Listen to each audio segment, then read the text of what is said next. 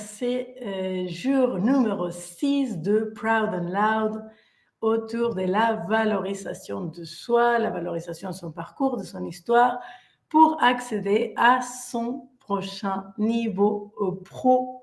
Et aujourd'hui, je suis ravie de vous retrouver pour la thématique du jour 5 leviers puissants pour arrêter de se comparer aux autres et se valoriser davantage. Donc, si vous n'avez pas vu les lives précédents, vous pouvez aller directement dans mon profil LinkedIn ou mon historique si vous êtes sur Instagram ou Facebook et retrouver les vidéos dans la section des événements pour pouvoir rattraper les différentes thématiques qu'on a pu aborder au cours de la semaine dernière. Elles sont toutes vraiment autour de cette notion de valorisation, cette notion d'estime de soi, cette notion de venir percevoir sa valeur et donc, du coup, pouvoir la montrer au monde. Pourquoi c'est une thématique essentielle? Parce que, comme on l'a déjà pu voir ensemble, il est indispensable d'avoir un socle, d'avoir un centre bien ancré pour pouvoir aller se marketer. Aujourd'hui, on voit énormément de formations, de bootcamp, de programmes qui nous invitent à nous mettre en avant, à vendre, à publier, etc. Et tout ça, c'est formidable.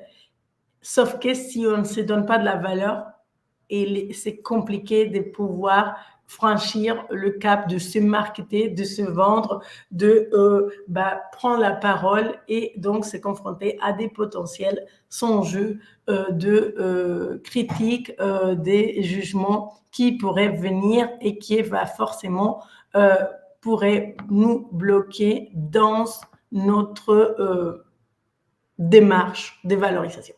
Donc, avec ça, je vais commencer par vous partager les 5 leviers que moi, j'ai pu identifier. Je vous donnerai des exemples concrets, des exemples à moi comme entrepreneuse. Ça fait 10 ans que j'ai créé Dare2, mon entreprise. Donc, un organisme de formation et de coaching en tout ce qui est leadership, intelligence émotionnelle, relationnelle. Donc, j'accompagne des cadres supérieurs, dirigeants, exécutives ainsi que des entrepreneurs dans leur leadership et j'ai accompagné plus de 300 personnes. Donc, ce que je vous partage, c'est pas la vérité absolue. Ça, je prends toujours le temps de poser mon disclaimer. Je ne détiens pas la vérité, mais j'ai un parcours et plus de 300 personnes accompagnées. Donc, j'ai beaucoup d'expérience, d'expertise dans mon domaine. Donc, ce que je vais vous partager, si ça vous sert, vous le prenez, vous le gardez pour vous. Si vous dites, Claudia, ça me convient pas, je ne crois pas, ça m'intéresse pas, vous le prenez, vous le mettez à la poubelle. Ça, faites-vous confiance sur ce qui est bon pour vous. Okay? Et ça va être une des clés d'ailleurs de ce qu'on va partager aujourd'hui. Donc, pour moi, la première, ils ne sont pas forcément dans ordre d'importance. Je les ai mis en fonction de ce que je considérais être le plus indispensable pour vous de savoir. Quelle est la première de ces clés? C'est sortir de la posture du manque. Alors, la posture du manque est une posture qu'on développe à travers la comparaison et qui nous fait sentir qu'on manque quelque chose pour pouvoir y accéder à là où on veut accéder. Donc, par exemple, si notre next step pro, c'est de vendre nos prestations plus chères à nos clients ou de demander une augmentation ou de prendre la parole en réunion, ça, c'est notre next step pro et on va se dire, il me manque quelque chose pour pouvoir le faire, pour pouvoir y accéder. Si j'ai l'impression que je manque quelque chose, que dans le passé, j'aurais dû développer quelque chose qui pourrait me permettre aujourd'hui d'y accéder, je vais être toujours dans une posture d'infériorité, une posture qui est désagréable, qui va créer en moi de la tension parce que je suis en train de me dire à moi-même que ce que je suis, que ce que j'ai n'est pas assez bon pour faire face. Or, ça, c'est un mythe. Des fois, on a la compétence, des fois, on n'a pas la compétence, mais ça touche pas, en fait, ça devrait pas toucher à notre valeur. Hein. Quand on a une situation de manque, c'est comme si on avait un trou à l'intérieur de nous, hein, vous voyez, et plus si on le remplit, on va avoir cette sensation que le puits, c'est un puits sans fond, même si on le remplit, même si on reçoit des compliments, même si on reçoit des feedbacks positifs, même si on a des preuves à l'extérieur comme quoi on fait de bons boulots, comme quoi on pourrait se valoriser, il y aura cette trou à l'intérieur de nous qui va jamais se remplir. Donc notre job, c'est de venir comment on peut dire ça, le fermer pour que la valorisation, elle arrive. Donc, comment on fait pour sortir de la posture de manque? Pour sortir de la posture de manque, il est essentiel de voir ce qui existe déjà. C'est la clé. Moi, je vais vous donner l'exemple. Là, j'accompagne une personne en ce moment. C'est un homme qui a un parcours assez impressionnant en entreprise, sauf que lui, il n'a pas fait des grandes écoles. Il n'a pas fait des grandes écoles et c'est quelque chose qui lui gêne profondément. Et pourtant, c'est quelqu'un de brillant, c'est quelqu'un d'engagé, c'est quelqu'un qui a des résultats, c'est quelqu'un qui est déjà niveau de direction assez important. Et c'est quelque chose qui un peu le hante parce que dans sa construction, il s'est dit, si j'avais fait ces écoles-là, aujourd'hui, je serais déjà beaucoup plus loin. Et or, la comparaison, en fait, dans ce cadre-là, ne lui aide pas à véritablement voir qu'il est déjà en capacité pour y accéder à ce niveau-là et qu'à ce niveau-là, s'il n'a pas encore accédé, c'est peut-être parce qu'il est en train de consolider des autres choses avant. Et donc, c'est hyper important que vous voyez que quand vous pensez qu'il vous manque quelque chose, vous mettez en défaut, vous dévalorisez ce que vous savez déjà. OK? Et donc, c'est un peu comme, oui, j'ai déjà un appartement, mais c'est un tout petit appartement, c'est pas suffisant, c'est pas bien, etc. Je devrais avoir un appartement plus grand, je devrais avoir une voiture plus grosse, je devrais être dans un corps plus fit, et donc on n'est jamais content de ce qu'on a. Donc ça, on va venir toujours comparer à quelqu'un d'autre qui, lui, il est déjà à ce niveau-là. Donc là, l'essentiel de cette prise de conscience, ça va être de venir valoriser ce qu'on a déjà nous, ce que nous, on a pu faire, ce qui nous a amené jusqu'à là où on est, et à partir de là, construire la suite. OK? Donc, je n'ai pas eu accès à toutes ces grandes écoles, et pourtant, je suis là aujourd'hui. Et je peux avoir de la fierté, je peux reconnaître en fait que c'était pas le parcours linéaire, c'était pas le parcours dessiné, hein, des gens qui ont fait l'ENA, ou qui ont fait HEC, ou qui ont fait ci, ou qui ont fait ça. Et en même temps, je peux voir en fait comment j'ai réussi à mettre tout ça en place. Et si aujourd'hui j'ai envie d'accéder à ces écoles-là, est-ce que je suis prêt à payer le prix que ça coûte un executive MBA ou le prix que ça coûte de passer mes week-ends, mes soirées et une partie de ma vie encore dans les bancs de l'école. Et donc, du coup, vous pouvez, à partir de ce que vous avez déjà, construire la suite. OK? C'est pas si j'avais eu tout ça, ma vie serait différente. C'est ma vie est ce qu'il est. Comment est-ce que je construis à partir de maintenant? OK?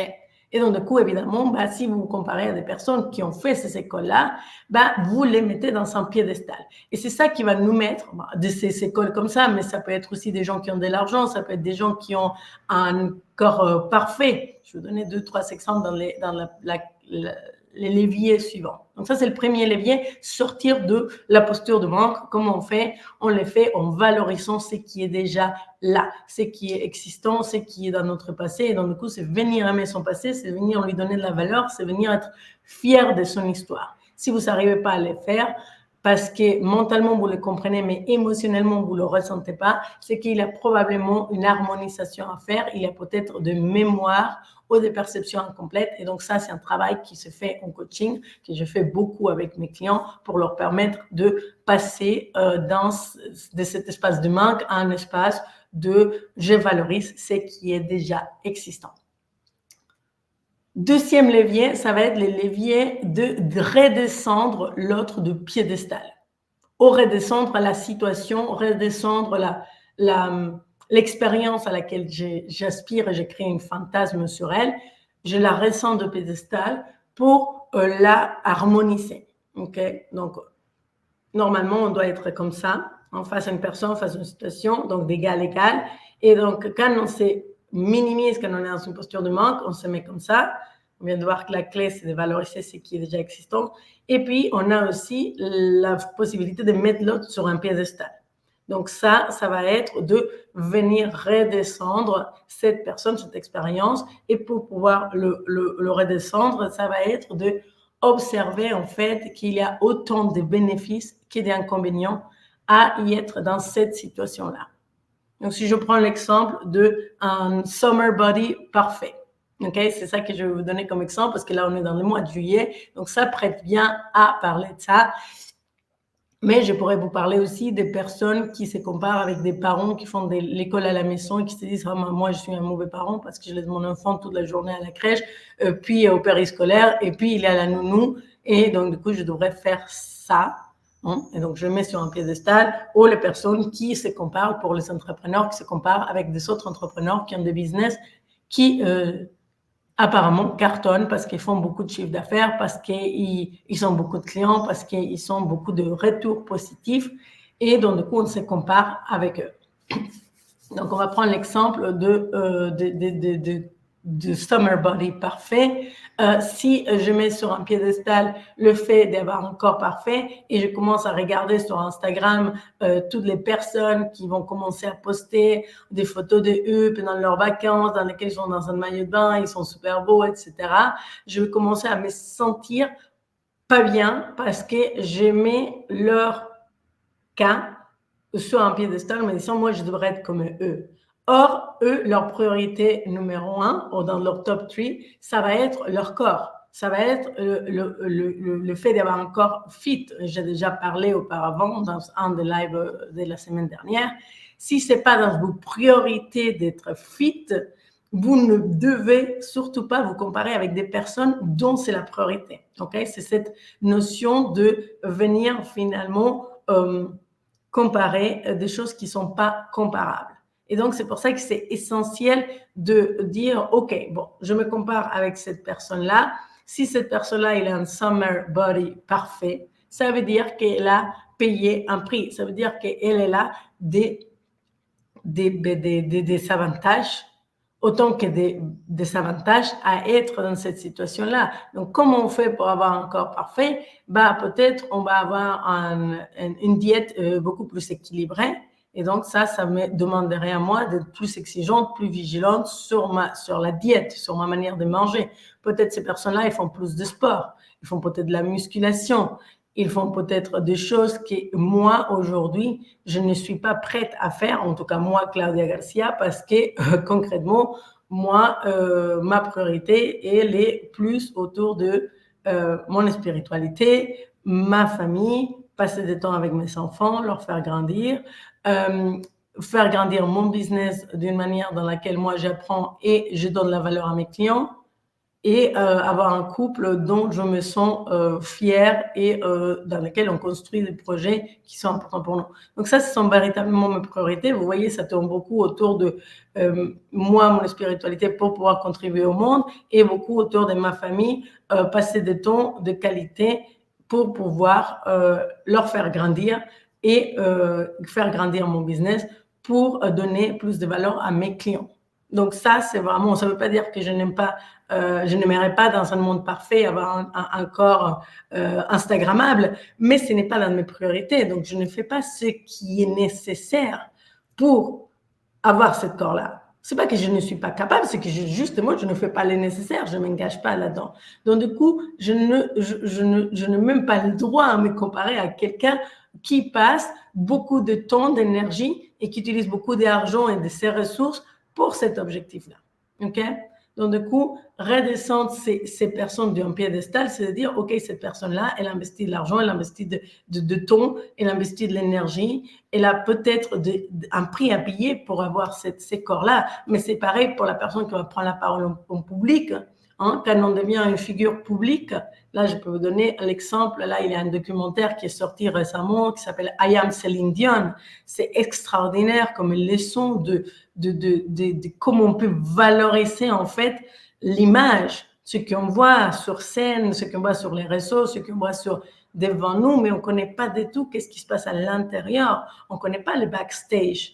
Donc, si vous avez l'occasion de les regarder, ça va nous remettre un peu sur les rails de cette logique de il faut toujours comparer des pommes avec des pommes et des poires avec des poires. Et ça, c'est la troisième clé que j'ai envie de vous donner aujourd'hui. Le troisième levier, c'est toujours soyez hyper vigilant sur ce que vous êtes en train de comparer. Donc, quand vous vous comparez, si vous êtes un entrepreneur qui vient de commencer, vous comparez à un entrepreneur qui est là depuis 10 ans, ce serait peut-être pas la meilleure des comparaisons parce que vous n'allez pas vous comparer à les différents stades que cette personne a vécu. Vous pouvez dire, OK, je me compare à un entrepreneur qui a 10 ans dans les marchés.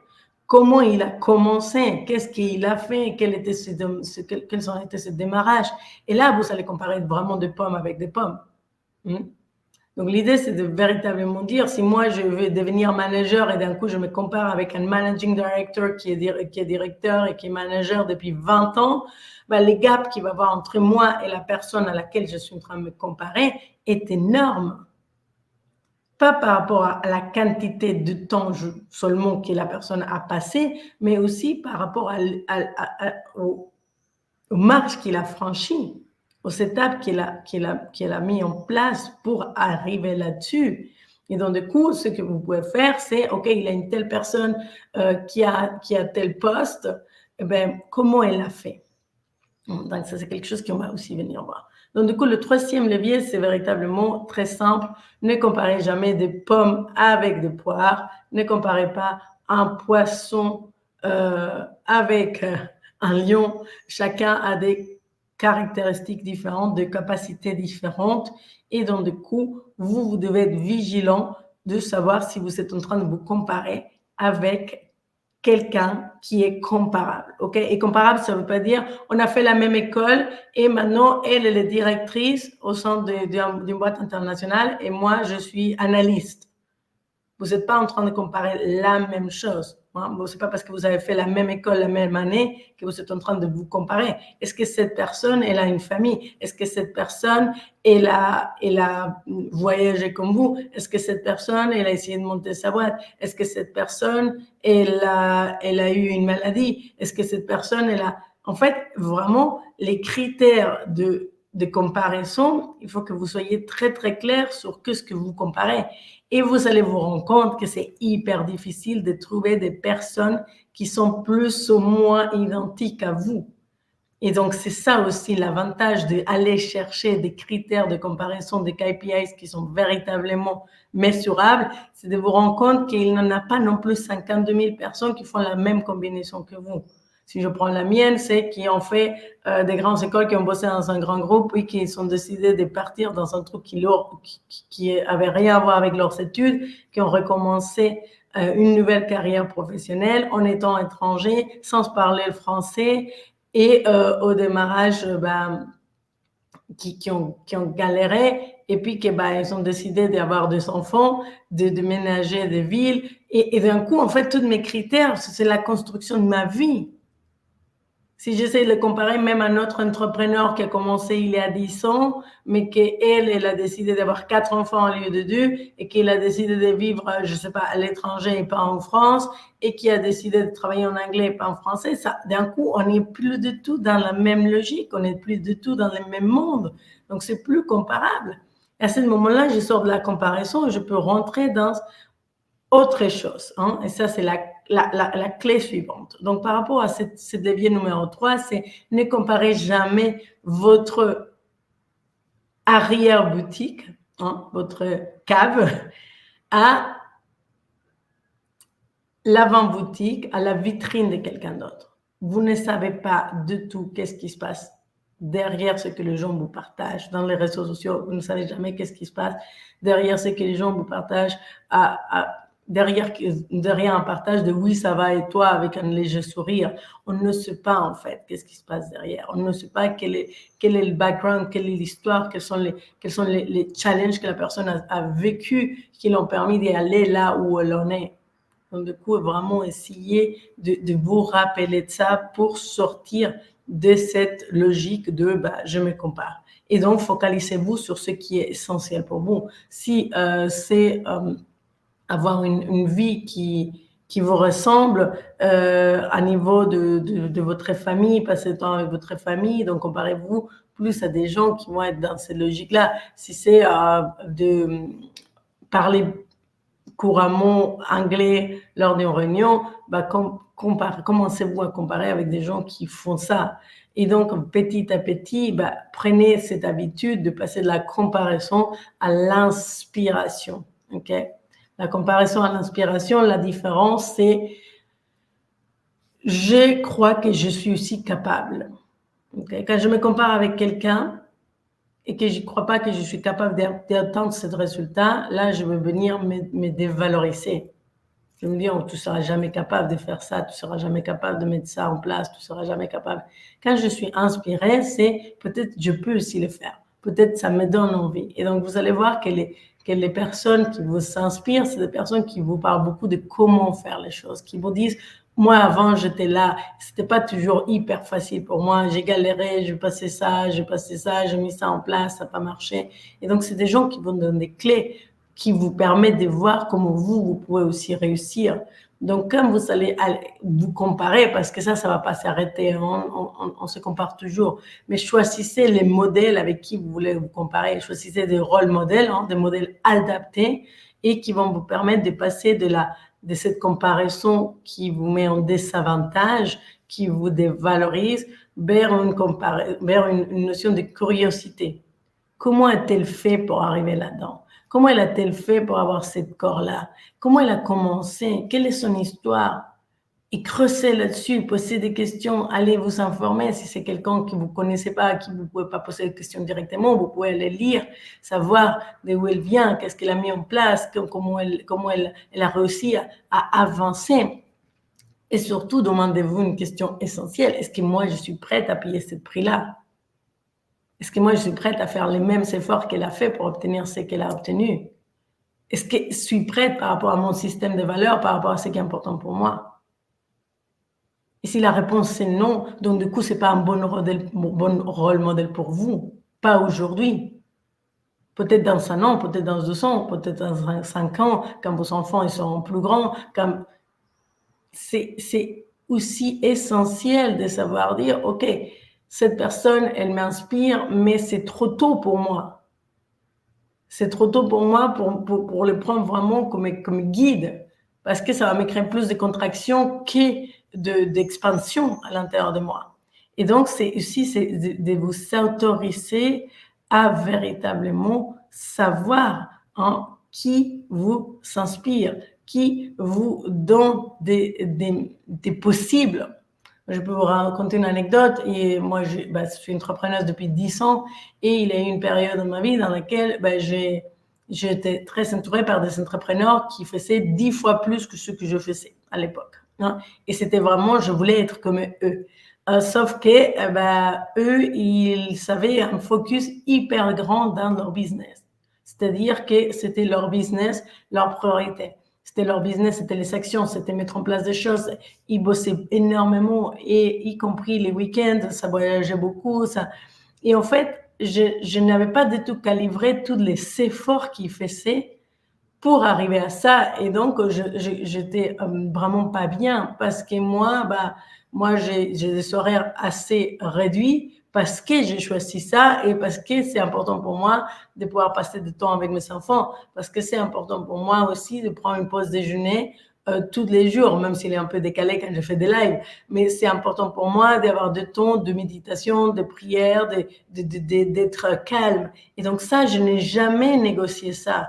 Or, dans la vie d'une personne qui veut passer du temps avec ses enfants, qui veut méditer et avoir du temps pour elle, qui nécessite de calme, qui va faire des coachings où je suis 100% présente, 100% disponible, je ne peux pas enchaîner 8 coachings à la journée. Je n'ai 3 clients maximum par jour et c'est déjà mon gros maximum. Pourquoi? Parce que mon énergie, ma présence, ma capacité cognitive, elle est limitée. Ça, je le sais. Mais la qualité de mon travail est beaucoup plus importante que le fait de faire beaucoup plus de chiffre d'affaires. Et donc, du coup, j'étais dans un système dans lequel moi, je voulais faire de cette manière-là, sans changer rien à mon mode opératoire et faire 10 fois plus. C'est pas possible. Si je veux faire 10 fois plus, il est indispensable que je modifie certaines choses.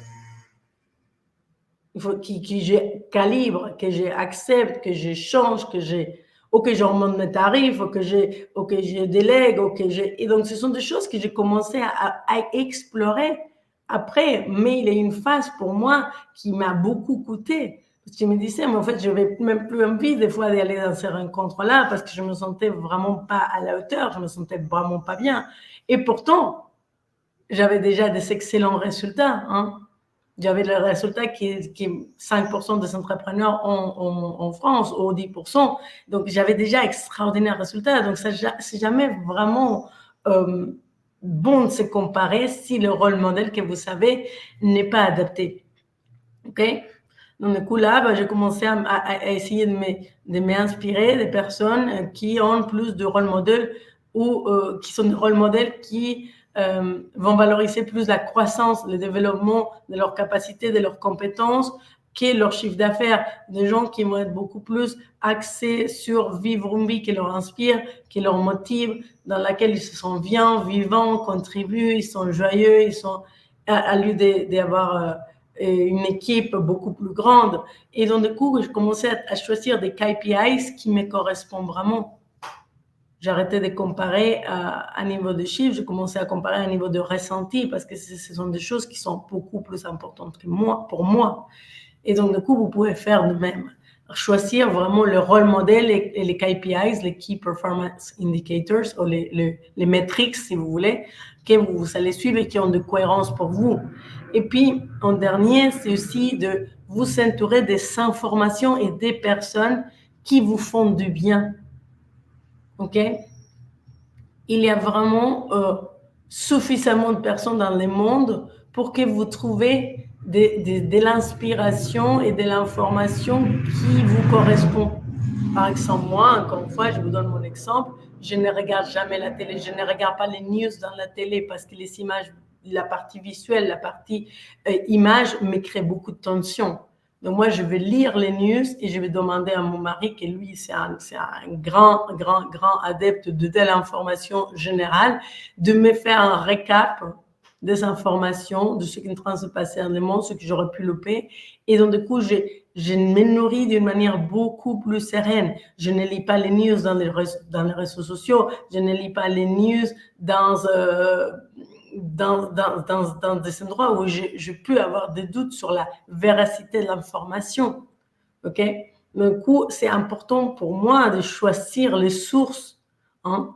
Pareil, les gens que vous allez follow sur Instagram, sur LinkedIn, est-ce que quand vous voyez leur tête, est-ce que ça vous inspire? Est-ce que ça vous met en joie? Ou est-ce que ça vous contracte? Si ça crée la contraction à l'intérieur de vous, vous pouvez venir voir qu'est-ce qui contracte, qu'est-ce qui fait en moi.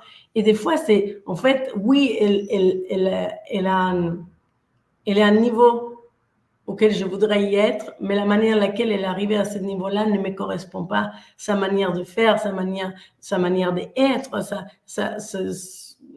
ses actions, et c'est OK.